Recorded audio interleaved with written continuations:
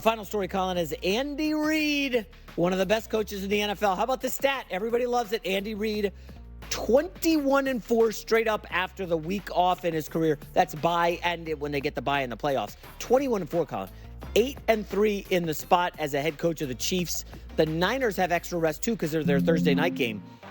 Chiefs obviously had the full extra week. Travis Kelce visiting the Yankees game with Taylor Swift. Patrick Mahomes was watching some baseball. First of all, the last 3 times I've bet against Andy Reid, I've made a huge mistake. Yeah. Probably best to just stay away. And there's so much of me that thinks this is a Niners moment. Yeah.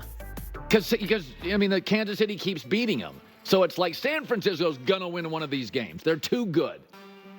KC's won the last 5. You have to go back to like 2014 for a Niners win. That was pre-Shanahan. It's the only team in the league the San Francisco 49ers can't beat. I got a ton of stuff on this game. I was going to pick it for headlines Friday. I just don't know. Patrick Mahomes is an underdog. You ready?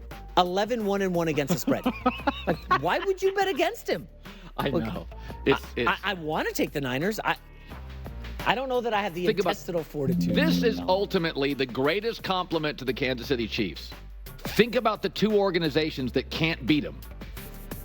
Ravens, Niners, who beat the living crap out of virtually everybody else, beat the crap out of teams. They can't beat Kansas City. The gap between New England, Brady and Belichick in their prime was much greater than you thought. The gap between Kansas City and San Francisco and Baltimore and Buffalo is much greater than we think. Maybe those not this KC team. This KC team's not great. We can agree on that. I know they're undefeated. They're not great. Better than last year. What? When they're leaning on Kareem Hunt and Juju Smith-Schuster? Did last year have a deep threat? They had Rashee Rice last year. He was good as a rookie. He's better than anybody they have now. Come on. Travis Kelce wasn't washed last year. This team's better than last year. Snead is gone. Come on. There's no way are they better. No way. All right. Okay.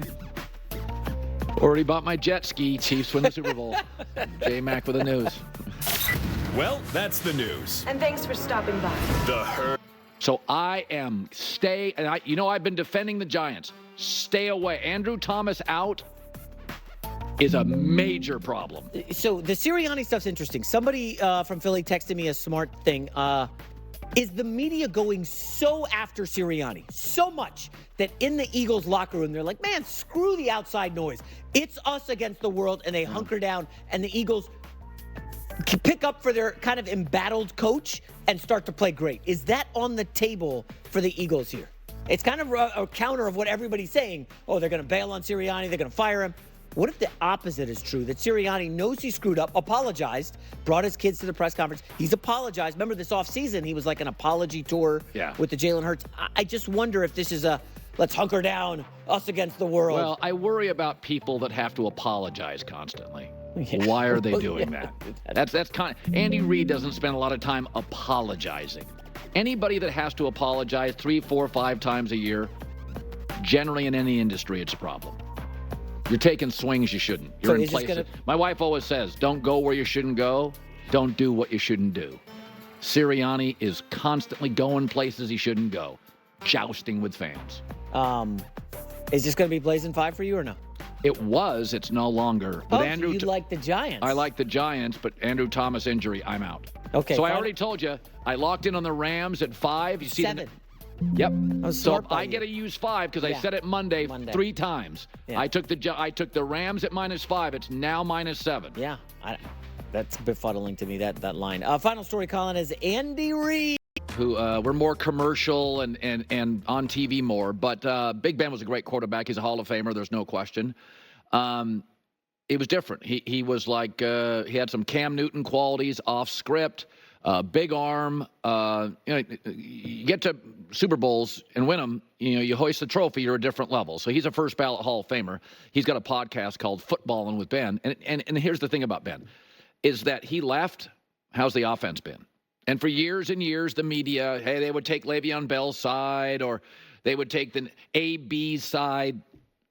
They won when AB left. It was fine. They won games. And, when Le'Veon Bell left, those are good players. But when Ben left, the franchise now offensively is not competent. It's just a bad offense. Nothing's good. And they've got better players than I think their data would illustrate. I think Mike Tomlin's a very good coach, but I think they have an identity on offense, and it's not a good one. I'll get to that in a second. But here's Big Ben talking about the story that Russell Wilson now may be inserted in as a starter for Justin Fields, who's 4-2. I would absolutely not even think about taking him out of the game right now. I would keep him in there. And even if he has a bad game, I would keep him in there because right now they're rolling.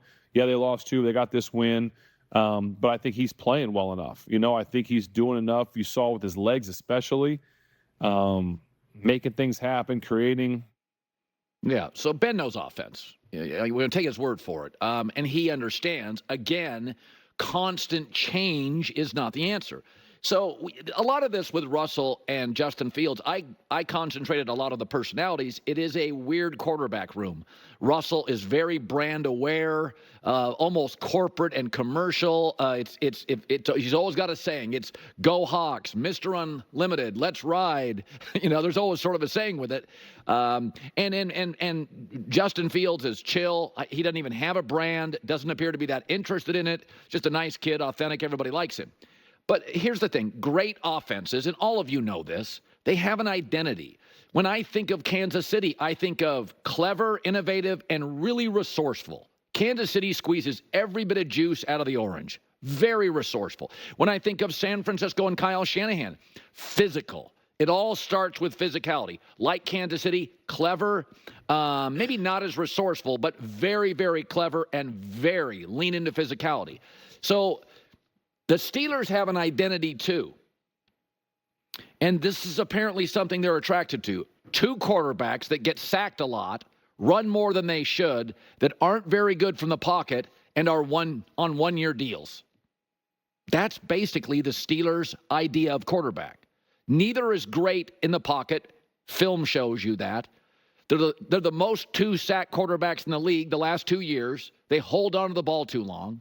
They run too much. That's why at times, Justin Fields gets banged up a lot. The offensive lines aren't good at Pittsburgh. And they have running back talent, but they never seem to run the ball with authority. So they look at these 2 guys who hold on to the ball, get sacked too much, aren't great from the pocket, run too often, and they have what works. It's just not. So they've got an identity, but what they really don't know is offense. This does not win in 2024. Getting sacked a lot, running too much, bad from the pocket. It doesn't win. So you could say, well, they don't have an offensive identity. The franchise has an identity. And that illustrates Tomlin's excellence. Their defense has an identity.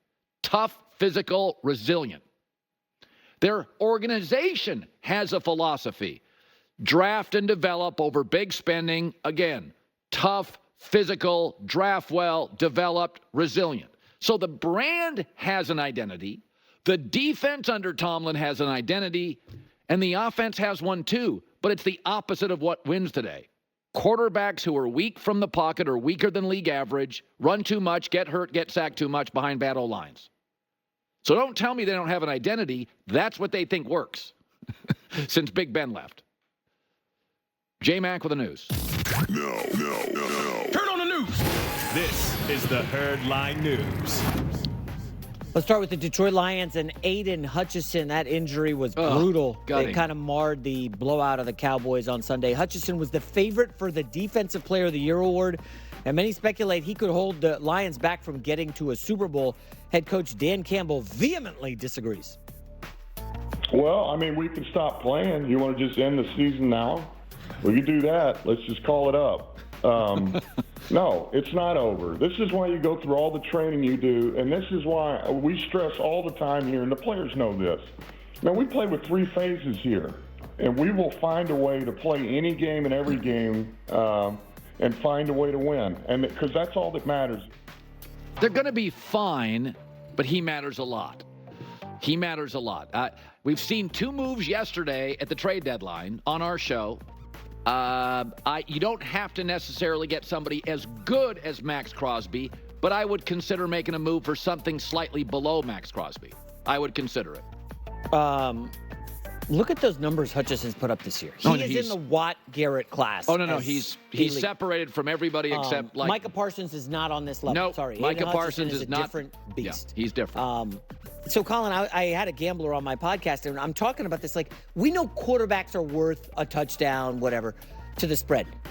Can you quantify what you think Hutchinson's worth to the spread, if anything? Maybe he's not worth a point, maybe a quarter point or something. Well, I don't consider him in betting terms. But what I do consider him is this is a